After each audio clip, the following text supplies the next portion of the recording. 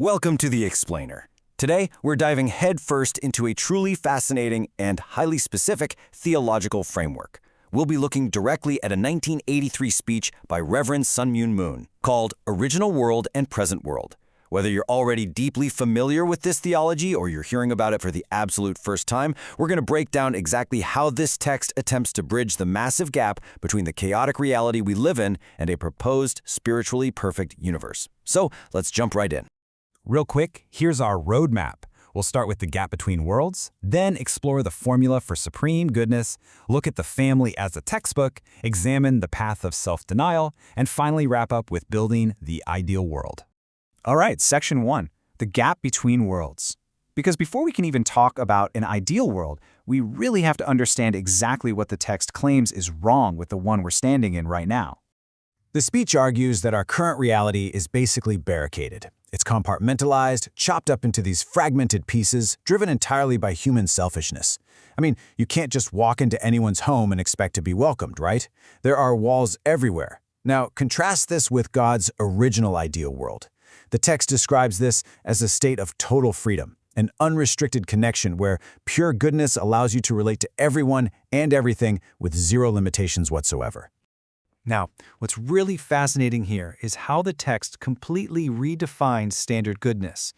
The speech points out that, sure, two people deeply in love is a good thing, but it asserts that true, supreme goodness, the specific kind that creates an ideal world, well, that only happens when a man and a woman are united with God, acting as the absolute magnetic center of their relationship. Essentially, God has to be the third crucial element joining a loving couple. Moving right along to section 2, the formula for supreme goodness. You see, the text doesn't just leave love as some vague, abstract concept. Instead, it treats it almost like a science, giving us a precise formula for human relationships and divine interaction. Impartially reporting on a theology presented here, the speech assigns very distinct, symmetrical roles to men and women. It literally compares them to the structure of the letters M and W. Men are defined as the plus subject, acting as the central axis that points upward. Women, on the other hand, are defined as the minus object pointing downward and revolving around the man. According to the text, it's just like an electrical circuit. When this specific plus and minus link up, they generate an explosive spark of love. To illustrate the sheer power of this connection, the text uses this really vivid metaphor, the miracle rope of love. And no, this isn't a rope of bondage. It's said to bind couples together without any pain whatsoever. The speech describes it as this intoxicating, electrifying power that literally draws God right down into their union. It's framed as a magnetic force, pulling opposing forces into perfect, revolving harmony, rather than a head-on collision. So the crucial question is, how does God actually interact with this love? Well, the speech metaphorically describes God as the oldest antique. Think of something with astronomical, infinite value. And because he's so incredibly valuable, he makes himself invisible to avoid being stolen, hiding in the absolute most secure vault possible, the center of the human mind. The text says he's just waiting there for the specific key of love from a united couple to finally unlock the door.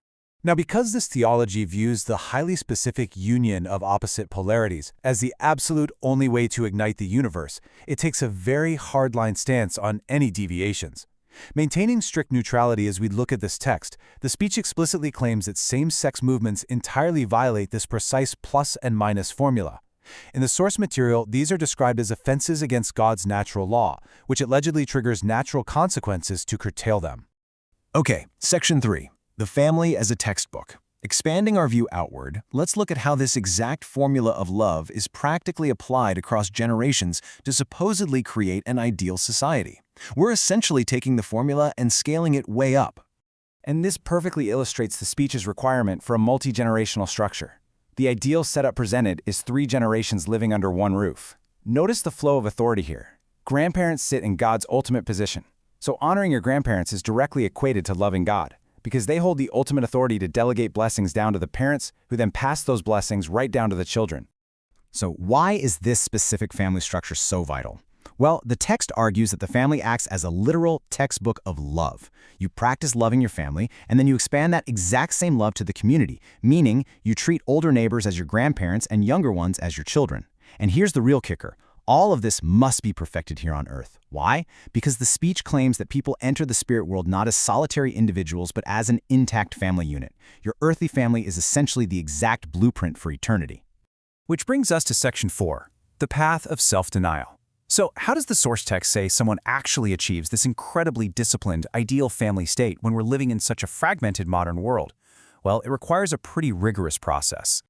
The speech frequently poses these rhetorical questions to challenge the listener. We all know the barriers exist, right? Selfishness, arrogance, division. But what is the exact force that can demolish the obstructions between our own mind and body, or, say, between a husband and wife? The answer, according to the text, lies in absolute opposites. The theology dictates that Satan is the ultimate architect of all these walls and barriers. His nature is inherently selfish, arrogant, and highly protective of the physical body. Therefore, to defeat him and smash those walls, you have to embrace the absolute antithesis, a heavenly nature defined by extreme humility, sacrificial service, and rigorous self-denial. You literally have to deny the physical body to elevate the mind. And this ideology translates into some very intense, real-world practices. Moon specifically points to rigorous disciplines, things like enduring scorn and persecution while out fundraising, actively overcoming your body's urge for 8 hours of sleep and restricting it to just 4, earning money only to invest it entirely into humanity so your own pockets stay empty, and completely rejecting any kind of physical vanity. This extreme level of self-denial is framed as the absolutely necessary training to force Satan to surrender his claim on a person.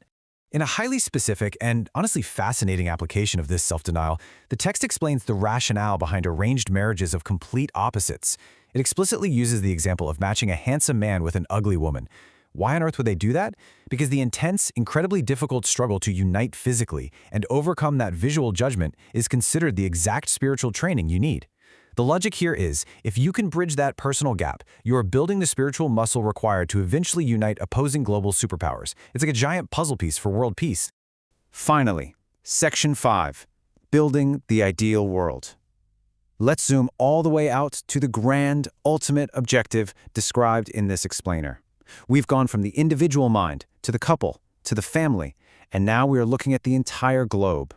The overarching ambition of this entire theology is absolutely massive. It aims to completely eradicate all barriers of human selfishness. It seeks to harmonize all races, explicitly mentioning bringing black, white, and yellow populations into total harmony. The ultimate goal is to bring all the world's religions together so they're no longer fighting, but instead acting as brothers and sisters who bow together before God to secure His final, ultimate blessing on humanity. The whole shebang. Which leaves us with a profound question to ponder based on everything we've just looked at in the source text. The scale of this theological framework is immense, and its demands on the individual are pretty much absolute. So, if rigorous self-denial, the complete surrender of individual preference, and enduring intense physical discipline is the required price tag for bridging the gap to that original world, are we prepared to pay it? Thanks for joining me for this explainer, and as always, keep questioning the world around you.